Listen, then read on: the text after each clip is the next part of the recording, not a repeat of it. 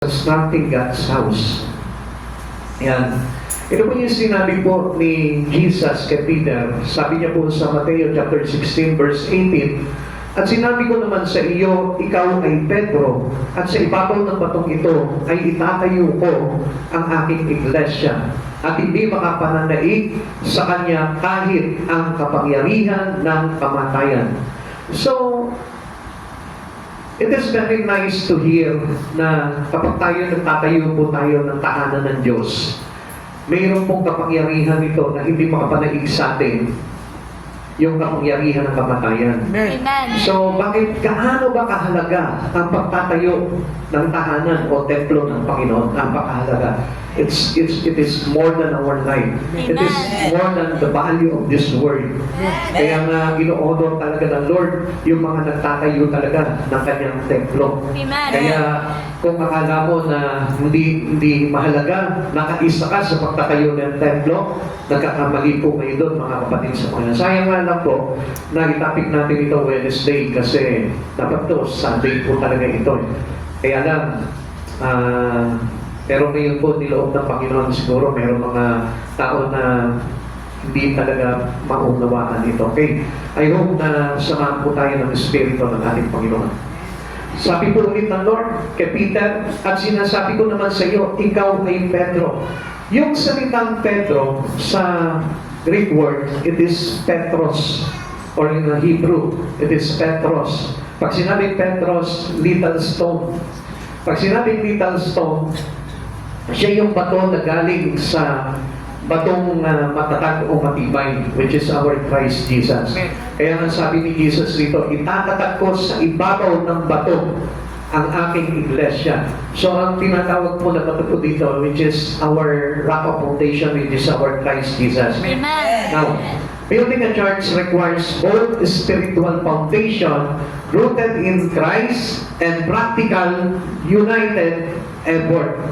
So, ang pagtatayo po ng struktura o sabihin po natin church building or yung templo ng Diyos, kailangan po ng dalawang bagay po dyan.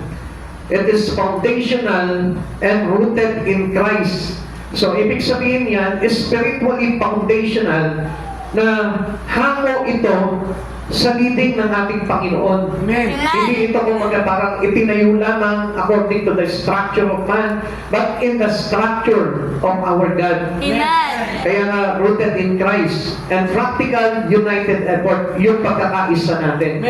At alam niyo, kapag wala po tayo kay Jesus, hindi po talaga tayo magkakaisa. Kaya nga, kung mapapansin po natin, marami po sa atin na hindi naman po talaga nakikiisa dito sa mga proyekto na ito.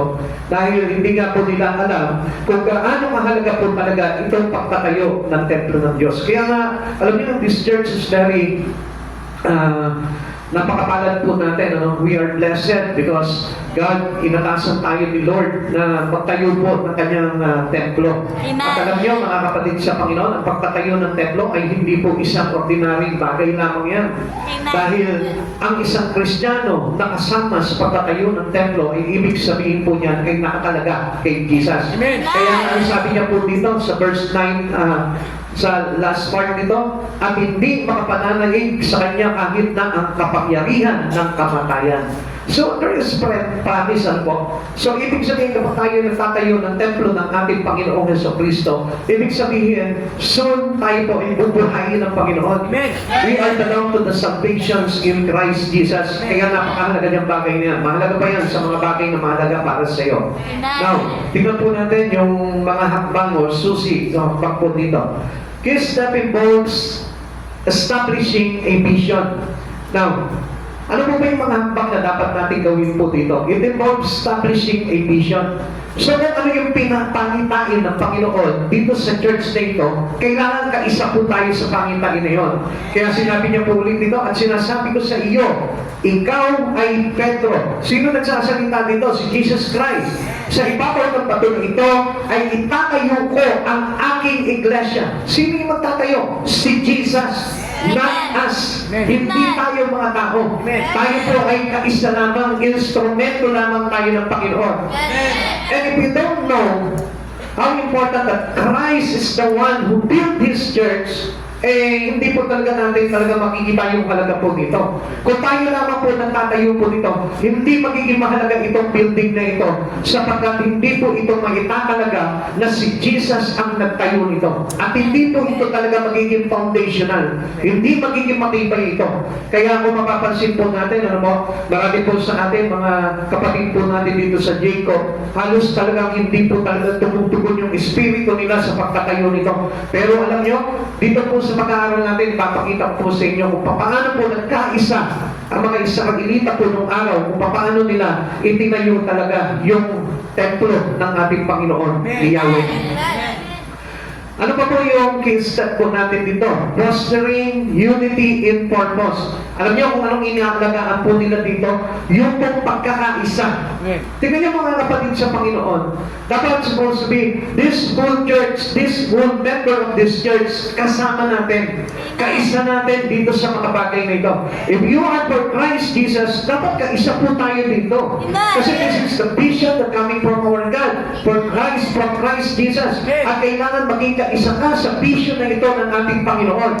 Ephesians chapter 4 verse 16. Sa pamamagitan niya, ang buong katawan ay pinag-uugnay-ugnay ng mga kasukasuan na mula rin sa Kanya. Mula kanino? Kay Jesus Christ. So, ibig sabihin mo, kabilang ka kay Jesus Christ, kasama kang pinag-uugnay-ugnay o pinag-uugnay-ugnay sa iisang katawan. Kanino katawan? Kay Jesus Christ. Kaisa tayo nun. Kaya nga, tayo lahat ay meron tayong gampanin. At kung maayos na gumaganap ng tungkulin ang bawat bahagi, lumalaki ang katawan at pinapatatag nito ang sarili sa pamamagitan ng pag-ibig. Sino ang tumatatag dito? Yung ating relational with Christ. Yung ating kaligtasan with Christ, yung ating pakikiisa with Christ. Kaya hindi nagiging matatag ang isang Kristiyano dahil hindi siya nakaugnay sa katawan. Amen? Kaya nga, a member of this church must be one united into the Spirit of God. Amen. Hindi ka pwedeng hiwalay ka. Pag may vision ang God, ang Lord, si Jesus dito sa church nito, kailangan kasama ka. Amen. Kailangan involved ka. Kailangan kapati ka. At kung hindi ka kapati niyan at wala kang pakialam dyan, I tell you, hindi ka kabilang doon sa kanyang katawan. Tandaan nyo, nire-represent ng templo ng Diyos ay yung katawan natin. Which is tayo yung church. At dapat na maintindihan po natin, we are built through Christ Jesus. Tayo ay itinatawag sa pamamagitan ng pundasyon kay Kristo. At dapat maintindihan niyo po yan. Kaya nga tayo po, ipinapatatag po tayo ng Panginoon sa pamamagitan ng kanyang sariling pag-ibig. Kung papansinin po natin dito, ito po yung kailangan po natin dito, na tayo po yung nagkakaisa po. Ensuring faithful stewardship of resources and committing to prayer-driven planning. Ano po yung dapat natin dito? Dapat po tayo po mismo na nangangasiwa, kailangan tayo'y tapat. Amen? Amen! Hindi lang ang pastor ang tapat, hindi lamang yung manggagawa nitong church na ito ang tapat, kundi lahat tayo bilang iisang katawan kay Kristo. Dapat tayo maging tapat. Tingnan nyo, babasahin ko po sa inyo yung sa Kronika. Ito po yung sinasabi ko po sa inyo na kung saan nagkaisa po sila dito at lahat po sila ay talagang masaya po sila na ginampanan nito yung tungkulin nila na maitatag ang templo ng Yahweh. Makinig po kayo mabuti mga kapatid sa Panginoon. Babasahin po sa inyo 1 Chronicle chapter 29 verse 1 up to the following. Ipinahayag ni Haring David sa madla ang anak kong si Solomon ang pinili ng Diyos upang umalili sa akin. Ngunit siya ay bata pa at wala pang sapat na karanasan. Napakalaki ng gawain kakaharapin niya sapagkat ang gagawin niya ay tahanan ay hindi para sa tao kundi para kay Yahweh. Kaya sinikap ko ang magtipid na mga gagamitin tulad ng ginto, pila, tanso, bakal at kahoy. Napakarami ang inihanda kong batong onise at iba pang mahalagang mga batong pahiyas at pangpapalumuti. Lahat ng uri na mahalagang bato at marmol, hindi lang iyan, pati na ang sarili kong pila at ginto ay inilahan ko na rin sa gawain ito, pagkat kasiyahan kong magkaroon ng bahay si Yahweh. Sabi po ni David, pagkat kasiyahan kong magkaroon ng tahanan ng bahay si Yahweh. May nakalaan akong 115 toneladang ginto na mula pa sa Ophir at 265 toneladang nalisay na pila na inilaang pangkalugkot sa mga dingding ng templo at sa iba-ibang bagay na gagawin ng mga dalubhasang platero. Sino sa inyo ang handang magkaloob sa gawain ito ni Yahweh? Nagtanong po si David sa mga kababayan niya, sino sa inyo ang handang magkaloob ng sa gawain ito ni Yahweh? Tumagon agad ang mga pangulo. Listen, mga kapatid sa Panginoon, gusto ko na mapakinggan niyo po ito. Alam nila kung gaano kaganda o kung gaano kahalaga ang pagpatayo ng templo ni Yahweh.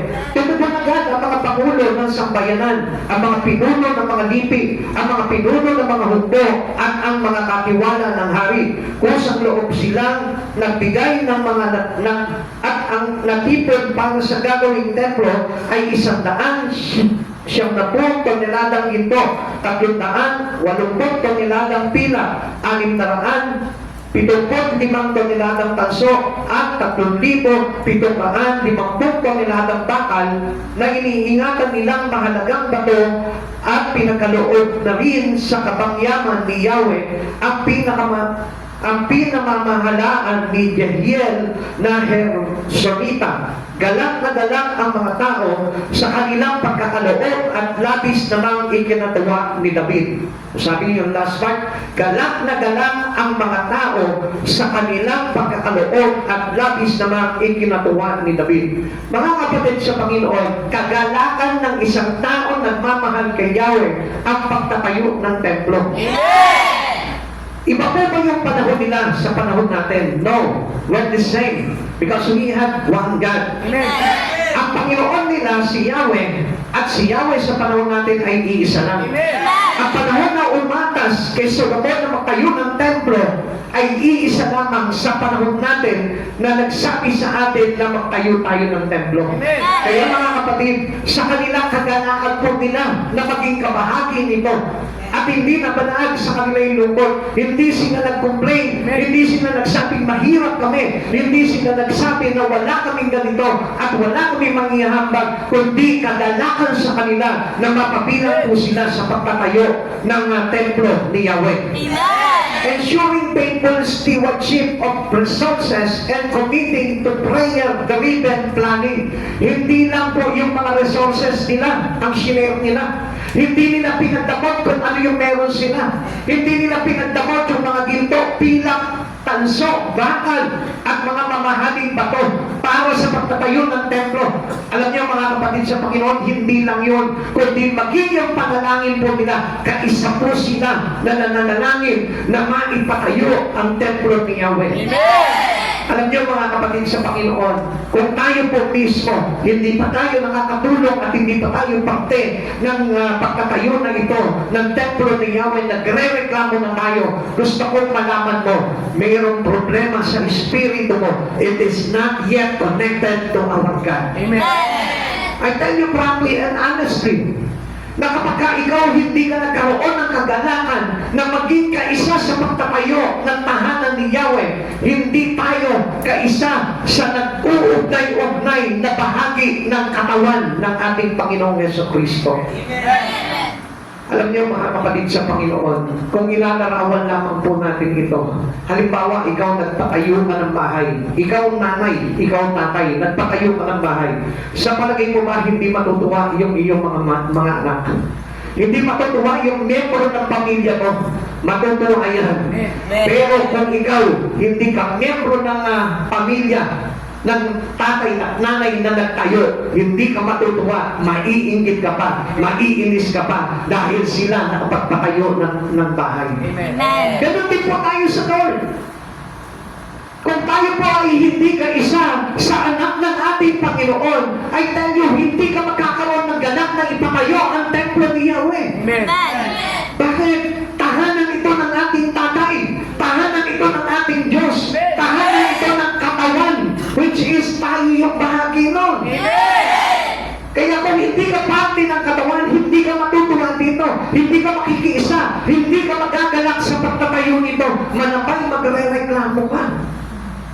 Kaya nga sabi ko nga sa inyo, there is something wrong in your spirit.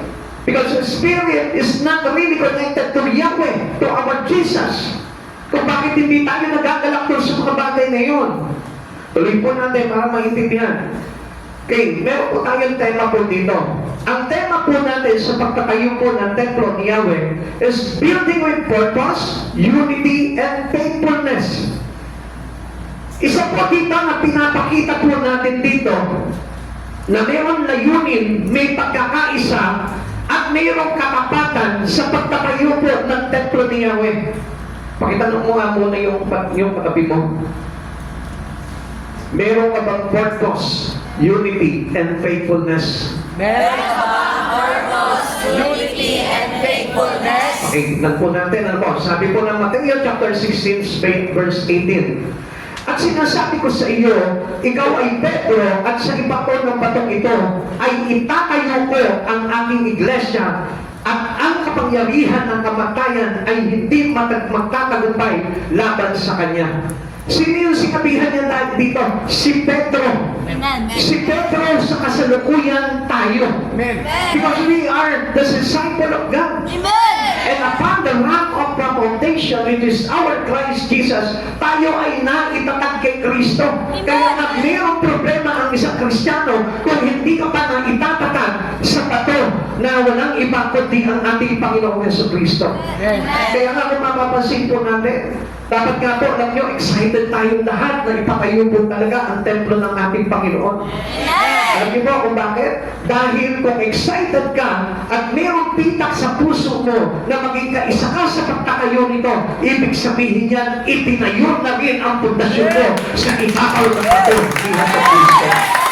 So, ibig sabihin mo na kay Kristo ka na. Ibig sabihin mo, bahagi ka na ng kaligtasan na ibigay sa inyo ng Panginoon. Kaya na kung mapapansin po natin, tayo po'y may pangunawa sa mga bagay na ito sapagkat ang Diyos ang pundasyon ng lahat ng mga Kristiyano. Amen. At bilang isang Kristiyano, tayo po yung church na tinatawag. Amen. Kaya nga, we do really excited to hear na tinatayo natin yung templo ng Diyos sapagkat tayo mismo yung templo. Kumbaga, spiritually, tayo yung kumbaga parang sa physical realm, tayo po yung. Amen? Amen. Okay, tingnan po natin. Sabi po dito, yung building with purpose, unity, and faithfulness, ang kahulugan po dito, we are built in Christ's foundation. Ang purpose na ito, maitayo sa pamamagitan ni Jesucristo. May pagkakaisa at may katapatan sa puso ng bawat isa. Para wala na po sa atin yung kapangyarihan na tinatawag na kamatayan. Yung po tinatawag na rest eternally in Christ. Ipinatatag tayo, kapatid. Amen. Na kapag tayo kaisa po tayo sa katawan ng ating Panginoong Jesucristo, ibig sabihin, nakatatag na tayo. Rest eternally in Christ. Amen.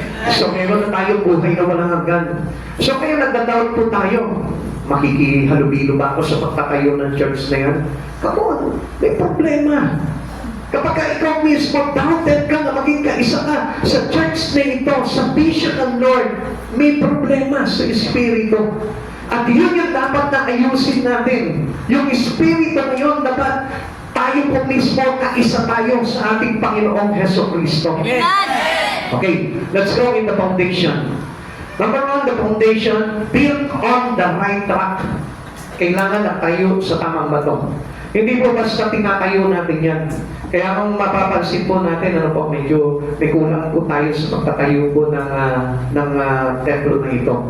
Kailangan hindi lang po yan basta sinisemento, binabakal, o inilagay natin doon sa isang lugar, kundi kailangan kasama natin yung pinakapundasyon at walang ibang kundi si Jesucristo. Amen. Ano po ba ang ibig sabihin nito? Okay, ulitin ko po sa inyo, Mateo 16:18. Gusto ko po talaga na makitingin sa inyo itong bagay na to eh. At sinasabi ko sa iyo, ikaw ay Pedro. Pedro in Hebrew is Petros, na ang kahulugan po nito is small stone. Pag sinabi ko small stone, it is belong to the foundational rock, which is our God. Sa ibabaw ng batong ito ay itatayo ko ang aking iglesia at ang kapangyarihan ng kamatayan ay hindi magtatagumpay laban sa kanya. So dito, pag foundational tayo ng ating Panginoon, which is, kung foundational yung ginagawa po nating church building, tinayo natin yan sa pamamagitan ng presensya at kapangyarihan at pagsama ng ating Panginoong Jesucristo, magiging matatag yan. Amen. It become massive. Amen. At hindi po yan, kumbaga parang madaling magduwan, madaling pasukin ang kaaway, kundi ito ay parang built to last. Amen. Magiging matatag at matibay at magtatagal po talaga.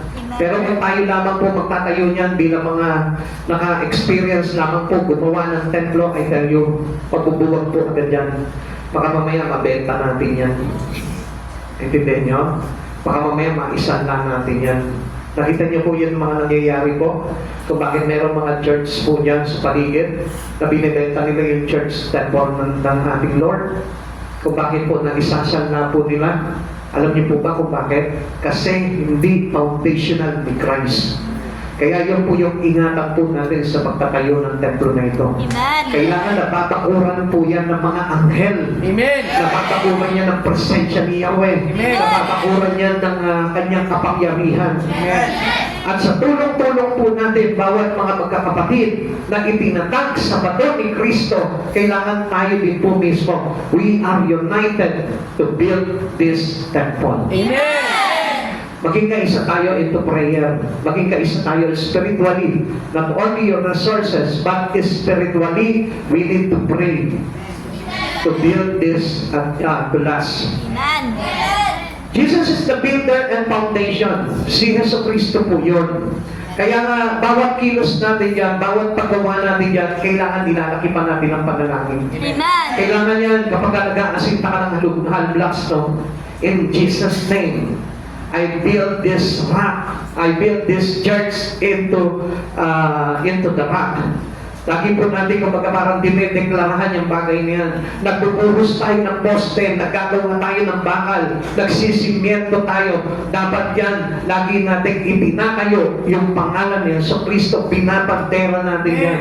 Para sa ganun maging matatag at matibay yan. Amen. We are not building our own kingdom but His. Kaya nga kung own kingdom lang, okay na. Yung pwede na natin itayo yan, basta meron tayong budget. Amen? Pero, kapag yan, si Jesus talaga, kay Jesus yan, for the kingdom of our God, I tell you, kahit maliit ang budget natin, makikita nyo, uusap ng todo yan, sasamahan tayo ng Panginoon yan.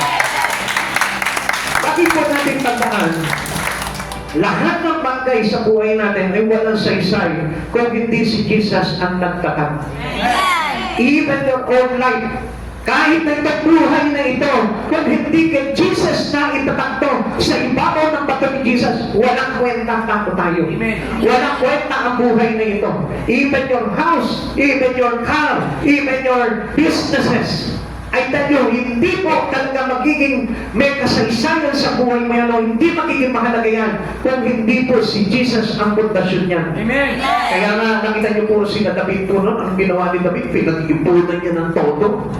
Lahat ng mga gagamitin, mamahaling bato, ginto, pila, tanso, bakal, mga marmol, mga batong onise, ginamit po niya, pinag-itupunan niya lahat yan dahil gusto niya talaga na maging matatag ang kaharian ng Diyos doon sa Israel. Amen.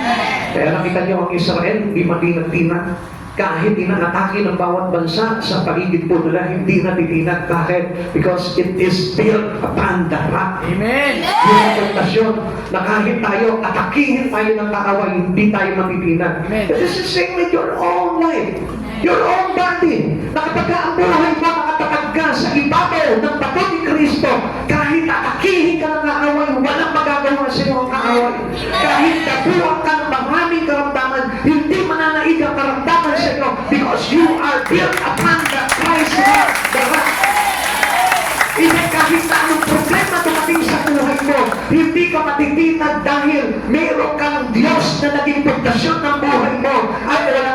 kundi si Yesu Kristo ang magpapatatag ng buhay ng isang tao. It is also the key. Yung pag tinatawag na confessions of faith. Ano po ba yung pinapahayag natin dito kapag nagtatayo po tayo ng templo ng Diyos? Yung ating pananampalataya. Kaya nga napapansin nyo, di ba? Marami po mga Kristiyano natatakot. Hindi tayo na pwede sumali dyan. Magastos yan. Maraming kailangan dyan. Natatakot agad. Words is our faith. Nasaan yung ating pananampalataya? If you know Christ Jesus and His provision, hindi ka matatakot. Alam niyo kapatid sa Panginoon, si David, alam niyo po ba kung saan nanggaling lahat ng mga bagay na yon na inilabas ni David para maipagpatayo ni Solomon ng templo? Ito po si Yahweh. Alam niyo po ba kung kanino galing yon? Kay Yahweh din po. Yun yung galing sa mga nasapsap nila sa digmaan. Paano sila nagtagumpay doon? Because of our God. Amen. Yun yung mga yaman ng mga Israelita na nasapsap po nila. At alam niyo po ba bakit sila po nagkaroon ng ganong kayamanan? Because of that. Because of Yahweh. Amen. Kaya nga alam niyo mga kapatid sa Panginoon, yung mga bagay na meron kayo galing sa Lord yan. Sabi po dito, by faith, no? Confessions of faith. Kailangan ipinapahayag po talaga natin yung ating pananampalataya. The church is founded on the truth of who Jesus is. The Christ, the Son of the living God. Paano po tayo matitigilan? Paano po tayo mismo mawawalan po ng pag-asa na maitayo po ito? Kung si Jesus po yung katotohanan na talagang nagtakat nitong mga bagay nito. Kaliban na lang kung hindi ka naniniwala sa church na ito. Kung hindi ka naniniwala sa church na ito, bakit ka nandito? Hindi po ba kaya nga po tayo bumabalik-balik dito? Because we believe in Christ Jesus. Amen. Nandito tayo yung tinalaga ng Panginoon. Amen. At alam niyo po ba kung ano po yung bagay na yun? Your faith. It is confessions of your faith. Amen. Another thing is spiritual first. Pag nagtatayo po tayo ng templo ng Panginoon, we need the spiritual first. Pag sinabi ng spiritual first, hindi tayo nakarely sa lakas natin. Hindi tayo nakarely sa karunungan natin. Hindi tayo nakarely doon sa kakayanan natin. O doon sa meron tayo para maitayo yan. Kundi spiritually first, ang ibig sabihin yan, una sa lahat, yung pundasyon ni Kristo sa atin. Bakit natin itinatayo yan? Because the Holy Spirit pushing us to do this. Dahil yan yung vision ng Lord para dito sa church na ito na pinananampalatayaan natin. Kaya nga, if we put our trust first into Christ Jesus, mangyayari yung mga vision ng Lord. Amen. Kaya nga marami po churches ngayon, alam niyo po, hindi na nangyayari yung vision ng Panginoon. Bakit? Because we do, sabihin pa natin na, nakarelay na lamang po sila into their own strength. Sa sarili na lamang po nilang kakayanan. Sa lakas na lamang po ng tao. Kaya nga sabi nga po dito, before physical brings, we must build the spiritual unity and faith. Yung pagkakaisa natin. At alam niyo po ba kapag may sinabi po na unity and faith, ibig sabihin, nandun sa kalagitnaan si Jesus. Kung makikiisa ka, nasa iyo si Jesus. Kung nananampalataya ka, nandun sa iyo si Jesus. Kung tayo po mayroon unity and faith, ibig sabihin, solid the rock foundation to Christ. Kaya tignan mo, mga kapatid sa Panginoon, may kagalaman ka kahit na sabi mo, maubos yung kayamanan mo for the glory of God. Bakit? Kasi you are united in the Spirit of God and you have a faithfully heart with God. Amen. Kaya kapatid sa Panginoon, intindihin niyo po mabuti po ito. Malaki po na para pagdating po sa pagtatayo ng church, medyo nagiging complaining na po para sa kanila itong mga bagay na ito. Ay tayo, pagdating po sa pagtatayo ng church, huwag kang matatakot. Pagtatayo ng simbahan, ng templo ni Yahweh, huwag kang matatakot. Alam niyo kung bakit? Kasi ang Diyos ang gagalaw niya. Basta ikaw nakikiisa ka sa Panginoon at mayroong kang pananampalataya sa Diyos, ang Diyos ang magkakaloob sa iyo ng lahat ng bagay. Builder must put God first. Una sa lahat ang Diyos sa buhay natin. Kaya kung halimbawa, hindi ang Diyos ang una sa puso mo, magkakaroon ka ng takot na kung kakapusin tayo niya. Mahal ng bakal mo yun. Ang mahal ng simento mo yun. ang lakas magbuhos ni Brother Ted. Hindi ka matatakot doon. Kailangan, alam natin that the supplier of everything, the resources that we need for the church building is our God. Amen! Siya yun. At ang pinakamasarap nga dito, tayo yung nagiging daluyan nun eh. Amen? Dumadaan sa atin yung resources na pagpapatayo ng church. Willing po ba kayo na daluyan kayo ng resources na yun? Amen! Sige nga, tingnan mo nga yung kamay, kung totoo. Nakikita ko kasi sa kamay yan eh. So, tignan nyo, meron mga lupal-pal na kamay. So, ibig sabihin, wala yan. Hindi solid yan. Makikita mo yung tigas ng kamay niya sa pagtaas talaga. Pagdating sa Lord, ibig sabihin, naninindigan yan. Solid rock foundation yan. Amen. Bakit? Ang Lord sa buhay nila. Amen. Kahit sabihin mo, yung ipipirito mo na lang ng itlog, ibibigay mo pa pambili ng simento, that's better. Amen. You put God first. Amen! Nagiging spiritual first mo tayo, hindi yung kalamnan mo na inisip. Baka ako bibili ng simento, ikaw nga, kulto. Fasting. Tinuturoan ka ng Lord to fast. Amen? Tapos daw naman eh, 2 araw na kami kumakain. O di 2 days fasting, mas mainam. Pastor eh, pag pangatlong araw, mas mainam pa yan. 31 days na, mas mainam yan, mas lumalakas yung espiritu mo at magkakayo mo ng solid ang pagkakayawa. Amen? Kapag yung Panginoon, yun lang naman po talaga yung katotohanan eh. Kasi hindi po natin madadaan po yan kung halimbawa tayo po lumalakad lamang sa pisikal, dahil iintahin po talaga natin yung bigat po talaga, no? Hindi po ganoon kasimple ang pagpapatayo ng templo ng Yahweh. Kaya nga dapat spiritual first po tayo. Ibig sabihin, yung ating pananampalataya talaga na maitatayo ito sa pamamagitan ni Yahweh, magiging instrumento tayo, no? Amen! Huwag ka na mag-complain kasi complaining means no faith in God. Amen? Amen! Sabihin mo sa katabi mo, huwag ka magreklamo. Huwag kang magreklamo. Pagbigay ka ng simento. Amen?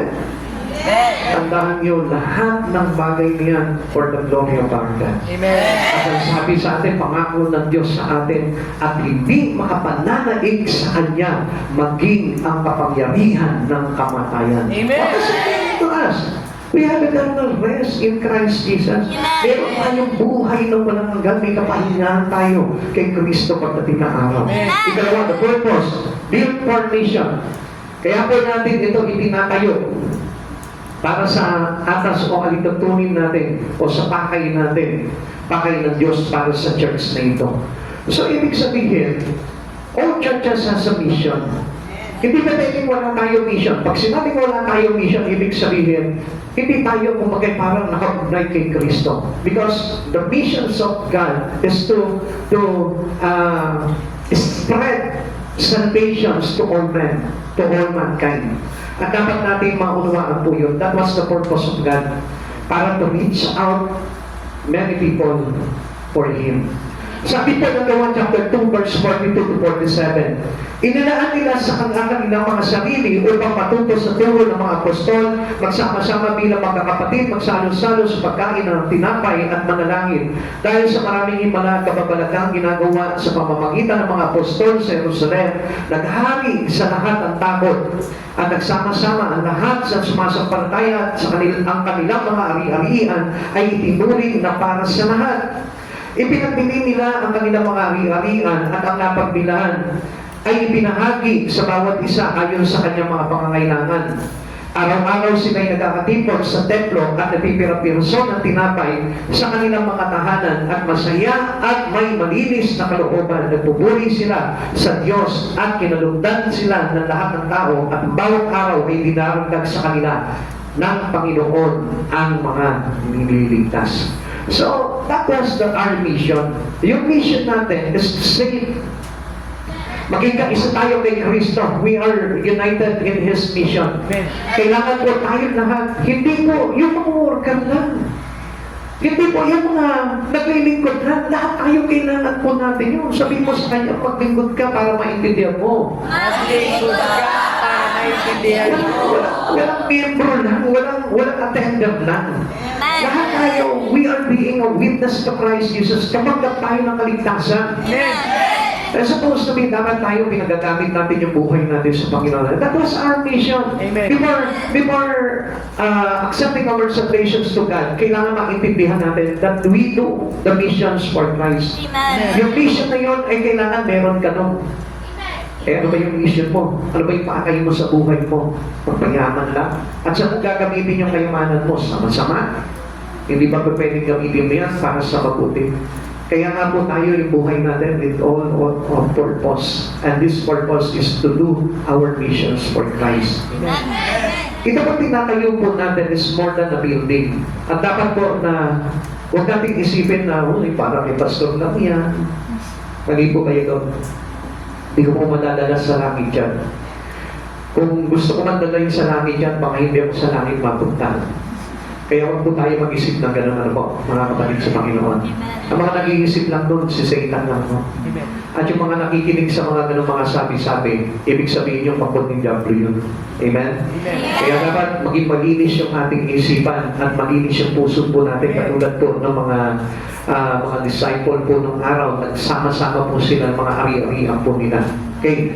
More than a building. The structure is a tool for ministry, not a monument to ourselves. Kaya kung natatayo man tayo dyan, hindi ang tao ang mapaparapalan, kundi ang Lord. Amen. It is a tool for ministry. Ibig sabihin yan, tingnan niyo ang mga kapatid sa Panginoon, isip po muna kayo, dilat po muna yung mga mata. Pag hindi nakadilat yung mata mo, may problema tayo. Okay, nandiyan na po kayo. Amen. Bakit po tinawag that this structure is a tool for ministry? Lahat kasi na nadadagdag at naliligtas, di ba, sa mga panahon po nila, until the day to day, dinadagdag po yan doon sa structure na yun, doon sa church na yun.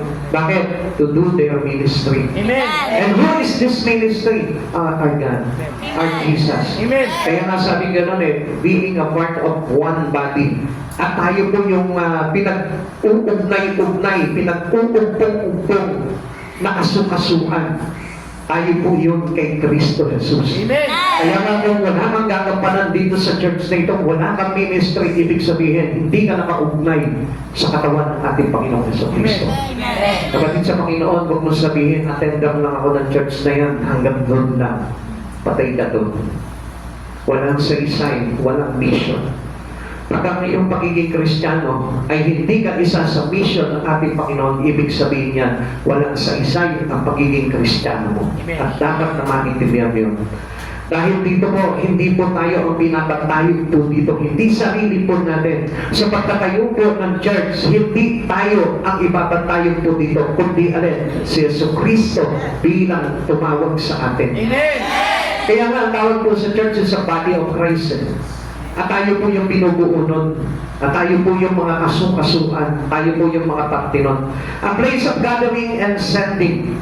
A center for worship, fellowship, and equipping believers for mission. Sino no? Yung mga ini-equip, yung mga ginagamit na mananampalataya for this mission. Now, mga kapatid sa Panginoon, ang lahat na mangyayari po dito, hindi po para tayo'y makanyag. Hindi para tayo ay mapasikat, kundi tayo mismo magamit into our fellowship, into worship, and into for us being equipped by God. Amen. Yung pinapagamit natin ang buhay natin sa Lord. Sabihin mo sa katabi mo, magpagamit ka na sa Lord. Magpagamit ka na sa Lord. Yan ang magpapagamit kapag wala ng church dito, nandun na lahat ng church, pinanig na. Hello. Mga kapatid sa Panginoon, tumising po kayo. Malapit na po, very alarming na po lahat ng mga nakakaganapan po sa mundo. Amen. Dapat maintindihan mo yan. Ano ba gagawin mo sa buhay mo? Magtatrabaho. Hanggang pagdating ni Jesus, magtatrabaho. Pagdating ni Jesus, mayaman na ako. Sorry ka. Sabi ng Lord, kanino mapupunta ang kayamanan mo? Kaysa ka na sa rin. Amen.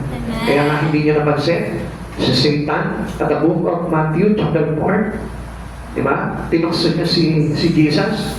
Bibigay ko sa iyo lahat, mga kalawakan niya, lahat ng kaharian. Ha? Yun ang offer ni Satan. Bakit tayo ino-offer ng kayamanan? Para malunod ka. Bakit? Kasi yung kayamanan na ino-offer sa inyo Satan, pagdating ng araw, babalik din sa kanya. Amen? Akala niyo kung ano yung kayamanan ni Satan na yun? Ikaw. Ikaw na nagpadaya sa kanya. Samantalang anong sabi ng Lord? Put God first. Unahin mo, pagsumakitan mo, nangigit sa lahat, pagalian at mabuhay ka ng ayon sa kanyang kalooban. At idadagdag ng Diyos sa iyo ang lahat ng iyong pangangailangan. Eh, ano yung kayamanan? Bago yung pag-ahari ng Diyos. Kaya ano nangyari ngayon? Ikaw na ngayon yung pag-ahari ni Satanas. Amen. What is the habit of man getting the whole world but loses your own soul? Kaya nga, this place is the gathering and setting for every believers. Amen. Dinisign po ito para sa mga mananampalataya, para magamit po tayo. Kaya sabihin mo sa katabi mo, magpagamit ka na sa Panginoon. Magpagamit ka na sa Panginoon. Amen. Mag-church ka na mag-church. Amen. Pati pag-church, may problema pa tayo. Matagal tayo mga Kristiyano, dapat active na tayo sa pag-church. Amen. At kung talagang believers to Christ tayo, hindi na tayo lumiliban dahil alam natin, napaka-igli na lamang ng panahon. Amen. Kaya sabi po dito, focus on the kingdom. Yun na po yung dapat. Sa pagtatayo po ng templo ni Yahweh, kailangan na-focus tayo into God's kingdom. Amen. Hindi the kingdom of earth, kundi the kingdom of heaven. Amen. The design and purpose should serve the community and advance the gospel. So, ibig sabihin niyan, ito yung layunin talaga. This is the mission. Kumbaga, para to serve the community, to gather them to Christ, to fellowship them into Christ. Yun po yung kailangan po doon at maipakayag po sa kanila ang mabuting balita tungkol sa ating Panginoon sa Kristo.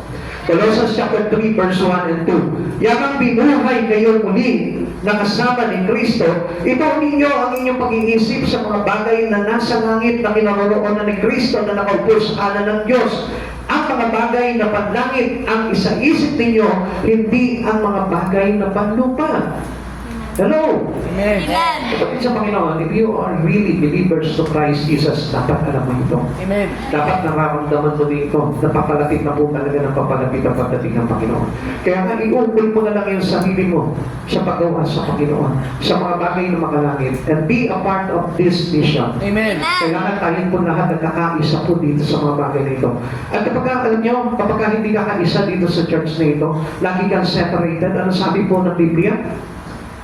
Ang makasarili ay laging hiwalay sa karamihan. Amen. Amen? Kaya nga dapat po tayo, kaisa tayo. Because we are one in Christ Jesus at hindi po tayo soloista. Amen. Tayo po ay nakaugnay sa lahat ng mga isinusulong ng templo ng ating Panginoon. At kailangan tayo po yun. Because we are really the true church. Tayo po mismo.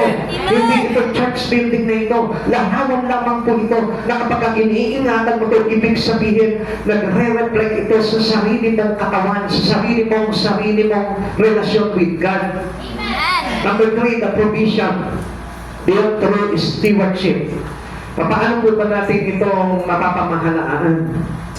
Kasi ito po yung binubuo po natin sa maayos na pamamahala. Hindi po yan kumbaga parang sige-sige lang tayo. Ano po? Kaya nga sa pagtatayo ng church, kailangan po yan maayos ang pamamahala. Amen. Yung mga tagapagtayo natin dyan, yung mga tatay, ano po, kailangan maayos din po yan. Kailangan talagang asintado talaga yan. Ano po? Pag lumalugtod dyan, medyo delikado po tayo dyan. Pagka ang poste dyan, kumembot ng konti, delikado po tayo dyan. Magiging pananagutan natin yan. Ganun po talaga po yun.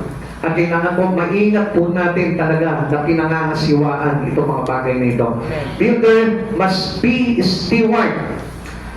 Lahat po ng bagay po dapat dito ay talagang mapapahamahalaan po natin maayos. Lahat, magmula sa pinakamaliit at hanggang sa pinakamalaki, financially, sa mga materials, sa mga bagay na pagsusukat o paglalagay ng pundasyon, kailangan po yan napapamahalaan po mabuti. Amen. Ganyan po ang pagtatayo po talaga ng templo ni Yahweh. Pagka itinayo lamang po natin yan sa pamamagitan lang ng sarili nating perspective, ano po? Hindi po yan magiging kalugod-gud sa ating Panginoon. Amen. Kaya sabi nga po ng 1 Chronica chapter 29 verse 14, Unang Chronica 29:14. Ngunit sino ako at ang bayang ito, doon puso kaming magkakaloob sapagkat ang lahat ng ito ay galing sa inyo at ibinabalik lamang namin. Hello? Sino na po dito yung kaparte ng pagkapatak ng church na ito? Ha? Wala pa rin? Hindi ka naging parte nitong pagkakayo ng church? Ng templo na pinapagawa natin? Si Bubor, hindi yung pangalan yun. Huwag kayo tumaas sa kamay. Sige. Sino yung mga kaparte? Oh. Alam niyo ba kung anong ibig sabihin yan? Marunong tayong magsauli ng pagpapalang ibinigay sa atin ni Yahweh. Yang ibinibigay niyo po yan, hindi sa inyo yan. Tingnan po yung ulitin po sa inyo itong unang kronika. Ngunit sino ako at ang bayang ito? Buong puso kami nagkakaloob sapagkat ang lahat ng ito ay galing sa inyo at ibinabalik lamang namin. Kanino raw galing? Kay Yahweh. Amen. Sabihin mo nga sa katabi mo ngayon, ano mang bagay na meron ka? Ano bang bagay na meron ka? Hindi sa iyo yan. Hindi sa iyo. Kay Yahweh yan. Kaya Kaya matuto ka, kaya matuto ka magbalik magbalik sa Panginoon. sa Panginoon. Naiintindihan niyo po yun? Amen. Salamat po sa Panginoon kung naiintindihan niyo yun. Sapagkat pagkakasala po natin sa Lord, kapag ang Diyos pinagkakaitan natin ng mga bagay na meron tayo. Tandaan mo, maging yung sarili mong hininga, hindi iyan. Sa Diyos yan. Pinagamit lamang po sa atin ng Panginoon yan. Kaya alam niyo, marami po mga Kristiyano hindi pinagpapala ng Diyos. Alam niyo po kung bakit? Kasi hindi marunong magsauli ng pagpapala nila sa Panginoon. Kapag ikaw madamot ka sa Lord, hindi ka pagpapalain ng Panginoon. Tandaan mo, ang bukas na magkaloob, bukas palad na magkaloob sa Panginoon, pinagpapala ng todo ng Panginoon. Amen. Itatak mo sa puso mo yan. Lahat ng tao na talagang nagsasakripisyo sa pagbabalik ng kaloob nila sa Panginoon, hindi pwedeng hindi pagpapalain ng Panginoon yan. Amen. Sapagkat ang lahat, alam niya na ang Diyos ang nagbigay sa kanya ng lahat ng bagay na yun. Amen. Alam niyo kung bakit nagkakasakit ang tao? Kasi nagkukulang siya ng lakas para ibalik sa Panginoon. Alam niyo kung bakit nagkukulang sa mga financial, sa mga material ang isang tao? Kasi nagkukulang siya sa pagkakaloob at pagbabalik ng papurit pasasalamat niya kay Lord. Amen. Kaya dapat maintindihan po natin lahat ng mga bagay na yan. Amen. We are very thankful. This church is very thankful. We are blessed. Bakit? Kasi natututunan natin na magkaloob sa Panginoon. At kung hanggang itong oras na ito, itong panahon na ito, hindi mo pa natutunan talaga na magbalik ng pasasalamat sa mga bagay na ikinuloob sa iyo ng Panginoon, I tell you, kailanman mahihirapan pa pagpalain ng Diyos. Totoo po yan. All things comes from God. Dapat na maintindihan po natin yan. Acknowledging that the resources are entrusted to us by God. Pinagkatiwala lang sa atin ng Lord yan. Kaya nga yung mga hindi marunong magpala sa Panginoon, alam niyo po ba kung anong tingin ng Lord yan? It is a greedy people. Akala natin yung mga taong selfish, yung mga taong sakit, yung mga taong ganit, hindi talaga marunong magkaloob po sa Lord yan. Hindi marunong magbigay sa Lord yan. Ang katwiran yan, mahirap lang ako. Wala akong maibibigay sa Lord. Come on, ang daming ibibigay sa inyo ng Lord, hindi mo lang nakita yun. Kung wala kang maibigay na, wala kang maibigay ng financial pagdating sa Panginoon, ibigay mo yung lakas mo sa Panginoon. Mayroon kang talenta, pinagkalooban ka ng karunungan ng Lord, gamitin mo for the glory of God. Amen. O di nakapagpaling loob ka. Amen. Amen. Amen. Ayaw na ayaw ng Lord, tandaan po natin, yung greedy. Tayo po mga Kristiyano, we are never greedy anymore. Hindi na po dapat tayo sakim sa mga bagay-bagay sa buhay natin. Whatever we have in our possession, ginagamit po natin ito para sa pangkalahatan po. At especially para sa kalwalatian ng Diyos. Luke chapter 12 verse 15 to 16. Tingnan niyo po ha. At sinabi niya sa kanilang lahat, mag-ingat kayo sa lahat ng uri ng kasakiman, sapagkat ang buhay ng tao ay wala sa dami ng kanyang kayamanan. Kapatid sa Panginoon, yung mayamang hangal na ito, nag-ipon siya ng kayamanan para sa sarili niya lang. Kaya anong nangyari? Hindi pinagpala yung buhay niya at sabi sa kanya ng Panginoon, hangal, hindi mo ba alam na sa gabing ito, papawian ka ng buhay. Kanino mapupunta ang kayamanan mo? Pinagpala ba yun? Napuno niya yung malaking gamaling niya, pero yung buhay niya, hindi humaba. Amen. At ang isang tao na mapagbalik ng kaloob sa Panginoon, pinapahaba ng Diyos ang buhay niya. Gusto ko po na malaman yan. Okay, sabi po dito, God is really blessed into a person who do sacrificial giving. Ang Diyos nalulugod sa isang tao na marunong magbigay ng sakripisyo. Tingnan niyo po ito, ha? Pag sinabing sacrificial giving, it's involved voluntary giving, build God's house. Yung bang kahit ilabas niya yung kayamanan niya para sa pagpapatayo ng templo ni Yahweh, yung puso niyang gagawin ito. Hindi niya pagdadaputan ng Panginoon. Amen. Sa atin, part lang, partial lang ng ating mga pag-aari ang inilalabas natin for the glory of God, hindi pa natin magawa. Yung sacrificial giving, yung mga unang iglesia, yung mga unang alagad ng ating Panginoong Jesucristo, pinagsama-sama nila yung kanilang mga ari-arian at pinagbili para sa pangangailangan ng lahat. Kapatid sa Panginoon, kailan pa magawa ngayon ng mga Kristiyano yung mga bagay na yun? Iilan na lamang po ang gumagawa niya. Yung sarili niyang pag-aari, ipagbibili niya para sa pangangailangan ng lahat sa templo ng ating Panginoon. Kapag ikaw natutunan mo yung sacrificial giving, especially sa pagkakayo ng tahanan ng Diyos, gusto kong malaman mo, ang Diyos malulugod mismo sa iyo. Amen. At hindi ka pababayaan ang kailangan ng Panginoon. 2 Corinthians chapter 8, verse 9. Hindi nga ilaas sa inyo ang kagandahang loob ng ating Panginoong Jesucristo na kahit na mayaman ay naging dukha upang maging mayaman kayo sa pamamagitan ng kanyang pagiging dukha. Be Christ-like. Gusto ng Diyos na tayo po marunong tayong magbigay ng sakripisyo. Katulad po ng Panginoong Jesucristo. Napakaganda ng kalagayan niya sa kanyang kaharian sa langit. Iniwanan niya yun para lamang po tayo ay maliligtas niya.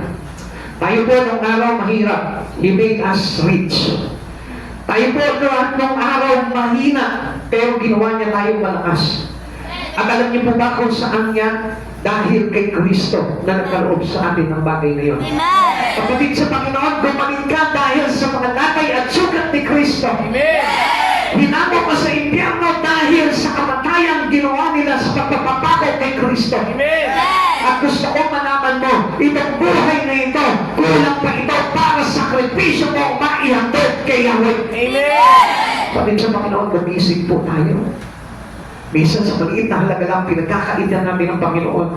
Minsan pinagmamalaki pa natin, Panginoon, ito, nagbigay ako sa iyo. I tell you, walang karapatan na magmalaki ang isang tao sa Panginoon.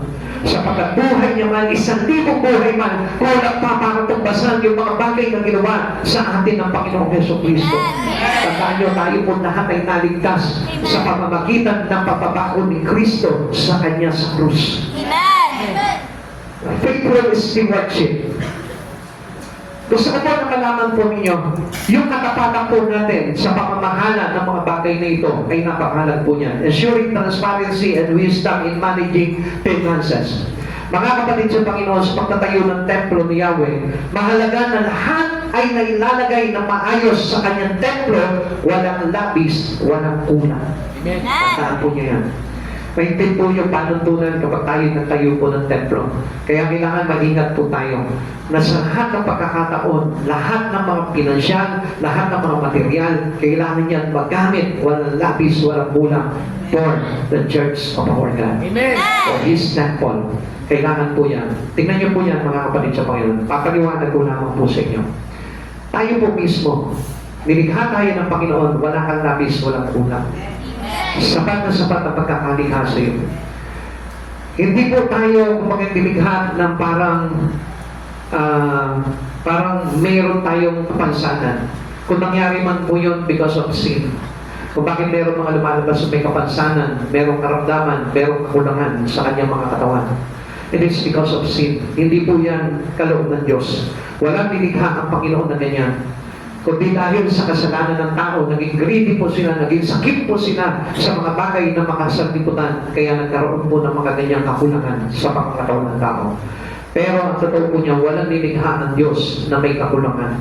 Hindi lumikha ang Diyos ng pingin. Hindi lumikha ang Diyos ng pipi. Hindi lumikha ang Diyos ng walang paa, walang kamay, walang ilong, walang mata. Kundi buo, kumpleto ang pagkakalikha ng Diyos. Now, mga kapatid sa Panginoon, whatever you have in your hand, sa iyo, dapat matuto kang magbalik sa Panginoon ng buo. Huwag mong gugulahan, huwag mong lalabisan. Sapagkat ang gusto ng Panginoon, kung ano yung bagay na hinihingi niya sa iyo, ibigay mo sa Kanya yun. Kung minsan, akala po natin na okay na yung mga binibigay natin sa Lord. Gusto ko po na malaman po ninyo, dapat tayo po mismo ay marunong tayo mamahala sa mga bagay sa buhay natin. Yung mga pagpapahana po ninyo, dapat pamahalaan nyo na maayos yan. Hindi ginagamit sa mga bagay na masama, kundi ginagamit po yan para sa karangalan ng Diyos. At especially sa pagtatayo po natin ng templo, dapat na lahat ng mga bagay na nalikod natin ay magamit natin ng maayos, ng tama, ng hindi lalabis at hindi kukulang para sa kaluwalhatian ng Diyos. Lagi po natin itatakbo yung mahalaga yan. 1 Corinthians chapter 4, verse 1 and 2. Dapat ninyong kilalanin na kami mga lingkod ni Kristo, ang katiwala ng mga hiwaga ng Diyos, ang katiwala ay kailangan maging tapat sa Kanyang Panginoon. Yung katapatan natin ang tinitignan ng Diyos yan. Hindi yung laki ng binigay mo. Hindi yung garbo ng binigay mo sa Panginoon, kundi yung iyong katapatan pagdating sa Kanya. Kaya nga kapatid sa Panginoon, paano mo may pamamalas sa Panginoon that you are faithful to Him, a faithful servant to Jesus, kung hindi ka marunong makiisa sa mga bagay na isinusulong ng Kanyang iglesia? Matutunan mo yung kapatid, kahit na bata ka, kahit na matanda ka, si Solomon, batang-bata pa noon, nung inatasan siya ni Yahweh na magtayo ng kanyang templo.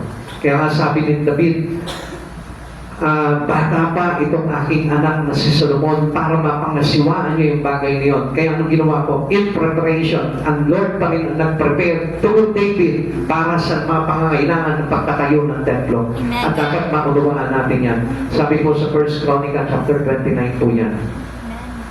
Okay, number 4, last, tayo po, mga tao, build together in unity. Kung hindi po tayo magkakaisa, walang salisay itong tinatayo natin. Tanungin mo ngayon yung katabi mo. Seriously, kaisa ba kita? Kaisa ka ba ng church na ito? Kaisa ka ba ng church na ito? Sa pagtatayo Sa pagtatayo ng templo ni Yahweh. ng templo ni Yahweh. Kailangan lahat po tayo dito kaisa. Dahil tayo itinatagpo tayo sa pundasyon ni Kristo at itong ginagawa po natin at isinusulong ang church na ito ay itinatatag sa ibabaw ng bato ng ating Panginoong sa Kristo. Ephesians chapter 4 verse 16, sa pamamagitan niya ang buong katawan ay pinag-uugnay-ugnay ng mga kasukasuan na mula rin sa Kanya. At kung maayos na gumaganap ng tungkulin ang bawat bahagi, lumalaki ang katawan at pinapatatag nito ang sarili sa pamamagitan ng pag-ibig. So kailangan po maayos po tayong gumagawa. Every one of us. Hindi lang ako, hindi lang ang mga worker ng church ito, lahat po tayo. Amen. Kailangan maging masipag ka. Amen. Gusto ko na makatulong ka sa mga bagay na ito. Mag-iisa ka sa mga proyekto ng ating Panginoon sa pagtatayo ng kanyang templo. Every members involved. Tandaan natin, walang isa man dito na hindi magiging involved because we are a part of the body of Christ. Just as stone in the building are fitted together, every person has a role. Ibig sabihin, lahat tayo. Huwag mo sabihin, bata pa yung anak mo. Merong ginagampanan din yan. Merong kampanin yan pagdating sa Panginoon. Tandaan nyo, si Peter, maliit na bato. Pero may kaugnayan siya sa malaking bato na ang pundasyon ay si Jesucristo. Kaya nga lahat po tayo dito nagkakaugnay-ugnay, nagkakaugnay-ugnay. We are fitted together in one spirit in Christ Jesus. Every members are fitted in all. Lahat po tayo. So saan po dapat tayo mag-fitted? Fitted in mission and vision of this church, fitted in evangelism, fitted in witnessing, Fitted in every goals of this church. Kaisa ka, ibig sabihin nun, kaugnay ka. Kaisa tayo sa mga bagay na isinusulong ng church na ito. And you are not separated to every member. Tandaan mo, kapag hindi ka kasali dito, ibig sabihin na wala kang kaugnayan kay Kristo. Nilalakhan ng Panginoon dito sa church na ito, itinatag ka kay Hesus Kristo, kaya kailangan kaisa tayo sa bawat galaw, sa bawat kilos, sa bawat pinagagawa sa atin ng Panginoon. Dapat kaisa tayong lahat kay Kristo. Wala tayong dahilan po doon para hindi tayo maging kaisa. Lahat tayo may kanya-kanya tayong gawain pagdating sa Panginoon. Lahat tayo mayroon tayong kanya-kanyang parte. Mayroon taga-hukay, mayroon taga-gawa ng poste, mayroon mga taga-bukal ng lupa, mayroon taga-simento, mayroon taga-pray, mayroon taga-intercede, mayroon taga-hayo, mayroon taga... Lahat yan kompleto. Amen. At hindi po yan, kumbaga parang iisa lamang ang gagawin ng tao, maghukay lamang na maghukay, magsimento lamang na magsimento, kundi iba-ibang parte ng ginagawa na natin. May mga sumusuport na financially, mayroong mga nagkakaloob ng mga bagay na gagamitin, mayroong nag-i-intercede para na samahan ng kapangyarihan ng Diyos at ingatan ang pagtatayo ng kanyang templo. Every members must be involved. Kahit na sabihin mo ang simple evangelism of this church, kailangan involved ka dyan. Amen. Amen. Tayo yung umaakay, hindi tayo yung nagtitisod. Amen. Dahil kung kaisa tayo kay Kristo, sabi tayo nagtitipon, hindi nagkakala. Amen. Amen. Kaya nga, tayo naghahayo, tayo ay umaakay, tayo nagliligtas, at hindi tayo tumitisod ng mga kasama po natin. Amen. At dapat, you must know that if you are one and fitted to Christ Jesus. Amen. Kaya nga magmahalan po tayo, kaya nga we are built into the foundational rock which is Christ Jesus, and we must be united in Him. Nagkakaisa tayo. Amen. Sabihin mo sa tabi mo, kaisa pa kita. Kaisa ba kita? Aminin mo na kayo kung kaisa kita o kalaban. Amen. Amen? Pagkakalaban ka, ibig sabihin yan, hindi ka talaga itinatag ni Kristo dito sa church na ito. Hello? Baka iba nagtatag sa'yo ng talaga. Dahil ang sabi po dito, just as stone in a building are fitted together, every person has a role. At dapat fitted ka sa church na ito dahil kung si Jesus ang nagtatag sa iyo dito sa church na ito, dapat lahat ng kilos, lahat ng galaw, fitted at naaayon sa mga bagay na isinusulong ng Diyos dito sa church na ito. Amen? Kaya hindi niyo napapansin kung bakit kinokorek tayo kapag mali yung mga move natin, may nagko-correct sa atin. Kasi gusto ng Diyos na maging fitted tayo sa lahat ng pagkakataon, sa lahat ng ginagawa. Kaya nga isinasangkunin natin lahat yan. We are acknowledging God in everything that we do. Because we trust God. Amen. At hindi tayo nagtitiwala sa sarili lamang po natin. Alam niyo yung mga Kristiyano na nagtitiwala lamang sa kanilang kagalingan? Hindi totoo kay Kristo yun. I tell you the truth. Kung nagtitiwala ka lamang sa sarili mong kakayanan, nagtitiwala ka lamang na sa sarili mong kagalingan, you are not for Christ. Amen. Dahil ang sabi ng Panginoon even the base, even those outcasts, ginagamit ng Lord yan. At nagiging fitted yan sa gawain ng Panginoon. Amen? Kaya nga kung minsan yung mga magagaling, hindi nagiging fitted Yung mga tiwala sa sarili, hindi nagiging fitted. Bakit? Hindi siya nakaugnay sa bato na kung saan pundasyon ay si Kristo. Amen. Kaya nga sabi dito, just as stone in a building are fitted together. Hindi po na pwede na yung sukat ng hollow blocks, isang di 10, isang di 12. Matutog pa yun. Amen? Amen. Hindi na pwede ipangahalo mo sa simento, hindi tubig kundi langis. Matutulong pa rin yun. Kaya nga, it is fitted together. Amen. Amen. Tignan mo yung katabi mo ngayon, fitted pa sa iyan. Pag dito sa church na ito, come on, kapatid sa Panginoon, hindi ka naging fitted sa isa't isa, I tell you, may problema ka. Hello? Kaya ayus-ayusin na mga kapatid sa Panginoon. Tandaan po natin, kapag ikaw yung tanggi ng tanggi dito sa church na ito, ikaw yung reklamo ng reklamo, ikaw yung lagi na lang na may sinasabi, I tell you, you are not fitted. May problema ka sa ating Panginoong Jesucristo. Because every one of us, chosen by God, para tayo itatak dito, to establish every one of us here in this church. Kaya huwag kang magtaka kung bakit nandito ka ngayon. Ibig sabihin niyan, dito ka nakapit. Amen? Amen! Huwag mo sabihin yung kasalanan ng katabi mo ngayon, hindi mo kasalanan. Hello? Huwag kang magmalinis. Di bagay sa'yo. Amen? Uy, siya kasalanan niya. Kaya kung nga nandito, parehas lang kayo. Amen? Kaya kung sabihin mo sa kanya, kapag nilalait ka dahil sinasabi niya makasalanan ka, sabihin mo, huwag kang feeling. Hindi bagay sa'yo magmalinis. Amen? Kaya nga tayo lahat pinagkaisa, pinagsama-sama dito dahil iisa ang itinuturo sa atin ng Panginoon dito sa lugar na ito. Amen.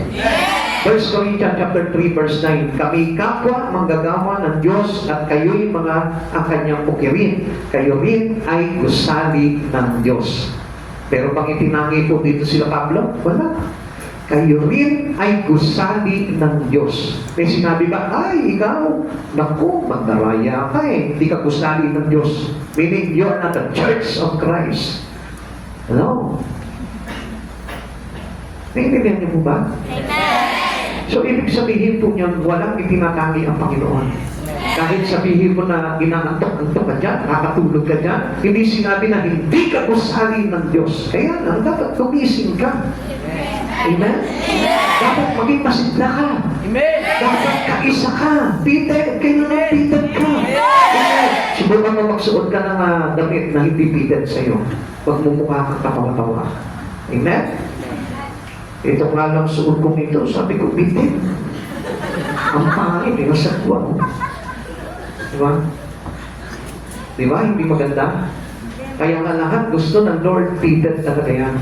Kaya ka nilagay ng Panginoon dito kasi fitted ka dito. Kaya lang, ipabuhay mo yung pagiging fitted mo dito sa church na ito. Amen. Huwag kang babangga, huwag kang lalaban, huwag kang manitisod, huwag kang maninira, huwag kang mangingismis. Magiging fitted ka ng church na ito. Amen? Amen? Kaya nga yung iba, ang daming sinasabi na si Pastor, naku, rapist yan eh. Wow, nagsalita naman ng mabuti. Hello? Nagulat kayo, no? Ha? Bakit kayo nagulat? Kasi ang nilinis ng mga tao. Alam niyo ba kung bakit tayo nilagay dito ng Panginoon? Kasi iisa ang likaw ng mga bituka natin. And that was true. Amen. Gusto ko po na malaman po niyan. Kaya nga sabihin mo sa tabi mo, huwag ka magmalinis. Huwag kang magmalinis. Hindi bagay sa iyo. Yung ba kasi, kala mo, nakabasa lang ang Bible, kala mo, dinis-dinis ka eh. Pero huwag ka tamad magsimba. Amen? Huwag ka may issue. Amen? Amen! Kaya nga sa pagtatayo ng templo ng Panginoon, kailangan maging totoo tayo. Amen. Tandaan niyo po yan. Dahil ang Diyos ginagamit yung mga outcasts. Amen. Hindi yung magagaling, Amen. hindi yung mga magiyaman, hindi yung mga talagang kilala, kundi yung mga tao na makikita niya na mabababa dapat. Amen. Kaya kung nagmamalaki ka, I tell you, hindi ka para sa Diyos. Working in unity, avoiding the weight of division. Pag sinabing, dapat tayo po lahat, trigo tayo dito. Amen? Amen. Amen! Yan. Sino po dito yung mga trigo? Taas ang kamay. Yan. O, tingnan nyo, hindi nyo maintindihan, ano? O, taas dito yung kamay ng mga damo. Pero nasilip ko kanina, yung iba, mga damo na yung nandito. Trigo, pag sinabing trigo, kaisa tayo sa Panginoon. Amen. Tayo yung mga binhi na hinasik ng Panginoon. Amen? Amen. Intindihan nyo? Hindi tayo damo. Because the weeds, ano po yun? Makes division. Kaya kung tayo po, naglalagay tayo ng division, pagkakaaway-away, pagkakagulo-gulo, pagkichismis, paninirang puri dito sa church na yun, you are a weeds. Amen? Amen. Sabihin mo sa katabi mo, you are not the weeds. You are not a weeds. Ano ka, adik? Hello? Amen? Natawa yung mga adik, ha? Dati kasi kaya alam ko yung ano yun, yung five fingers. Di ba? Kasi dati, nag-a-addict din po ako sa ganun eh, kung araw. Kaya alam ko yun. Pero hindi tayo damo. Yung damo, yun yung tinutukoy ng masamang binhi na inihasik habang natutulog yung may-ari. Amen? Amen. Trigo po tayo, we are with. Amen? Mateo chapter 13, verse 26 to 30. Natulombo at magbunga ang trigo, lumitaw din ang mga papanirang damo, kaya pumunta ang mga utusan sa may-ari ng bukid at nagtanong, hindi po ba mabuti binhi lamang ang inihasik ninyo sa inyong bukid? Bakit may mga damo ngayon? Sumagot siya, isang kaaway ang may kagagawa nito. Tinanong siya ng mga utusan, dudurutin po ba namin ang mga damo? Huwag, baka mabunod pati ang mga trigo, sagot niya. Hayaan na lamang ninyong lumago kapwa ang damo at ang mga trigo hanggang sa aniyan. Sa pag-aani, sasabihin ko sa mga tagapag-ani, ipunin mo na ninyo ang mga damo at inyong pagbigis-bigisin at sa kasunugin pagkatapos ipunin naman ninyo ang mga trigo sa aking kamali. Which are people contra to God? Amen. Yun yung mga tao na laging nakakontra sa mga bagay na isinusulong ng iglesia. Kaya nga sabi ko nga po sa inyo, pag kontra tayo palagi doon sa mission and vision ng isang church, ibig sabihin, you are a witch na po tayo. Amen. Na pagdating ng araw, pagbibigkis-bigkisin ka at itatapon ka para sunugin. And soon cast it into the lake of fire. Kaya nga, never to be a Christian who are witch. Amen. Tandaan mo mga kapatid sa Panginoon, dapat kaisa ka ng iglesia, hindi ka kasiraan, hindi ka patulaan, hindi ikaw yung complain, hindi ikaw yung kumukontra sa lahat ng pagkakataon sa church, sa pagtatayo ng templo, dahil kung hindi, ikaw ay hindi trigo, kundi ikaw ay damo. Amen. Amen. Amen. Clear po ba yun? Amen. Bakit sabi po ng Ephesians chapter 4 verse 3 to 4, sikapin ninyong mapanatili ang pagkakaisang mula sa Espiritu sa pamamagitan ng kapayapaan na bubuklod sa inyo. Nag-uugnay, nag-uugtong-ugtong, unity. Amen. May iisang katawan at iisang Espiritu kung paano may iisang pag-asa na para doon kayo tinawag ng Diyos. So, ang Diyos ang lahat na tumawag sa atin dito. Kaya hindi tayo pwedeng maglaban-laban, mag-aaway-away dito. Kundi, magiging classified ka as witch. Na pagdating ng araw, ibibigkis ka ng Panginoon, and then soon you will cast it on to the lake of fire. Gusto ko po ba yun? Kaya nga ang nagtatayo ng templo ay kaisa sa Espiritu at hindi kaisa sa laman. Amen. Kasi yun yung mga gawa ng laman eh. Pagkakabahabahagi, pagkakampi-kampi, pagnanatan-natan, pagkatalo-talo, pagsisiraan ng puri. Amen. Amen. Amen. We are not the witch. Ito po yung mga hinasik na mga masamang binhi. Patience and persistent, trusting God's timing through the construction process. Yan. Kailangan may pasensya tayo no, sa gastos. Yung brother Dave, kailangan magpasensya. Pag kailangan pagbili, kailangan may pasensya. Mahaba ang pasensya. Kahit ubus na, kailangan may pasensya pa rin. Amen? At persistent, nagpupursige tayo lahat. Amen? Nagtutulong-tulong. Pag naubos ang budget, ano? Okay, maingay. Trusting God's timing. Amen? Hindi tayo nagtitiwala sa ating Panginoon, makikita niyo magiging maayos yung construction natin. Conclusion, building a church is a physical manifestations of a spiritual reality. Pakita man yun na doble yung A. So, ano nung sabi ko dito? Building a church is a physical manifestations of a spiritual reality. Ang ibig sabihin niyan, kung tayo po, nagbubuo po tayo, nagtatayo tayo ng templo ng ating Panginoon, nakikita po sa atin yan, yung ating kalagayang spiritual. Amen. Amen? Amen. When we build with the right foundation, which is Jesus, purpose, our mission, and people, unity, we build a legacy that will last. Kaya pamamana natin yan hanggang sa mga kakapapuhan into the second generation maipamamana natin yung mga bagay na yun. Kaya mga kapatid sa Panginoon, napakaganda po ng isinusulong na ito. And I was really blessed dahil inatasan tayo ng Panginoon ng magdalo niya. Alam niyo po ba, matagal na po namin ipinagpapray ito.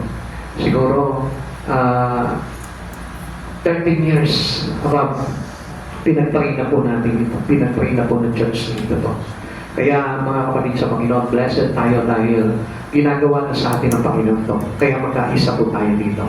At gusto ko na malaman po ninyo, yung pagiging blessed po dito, hindi lamang sa mga material na darating o sa mga financial na darating sa atin, kundi ang sabi ng Lord, kahit na ang kapangyarihan ng kamatayan ay hindi makakapanalig dito.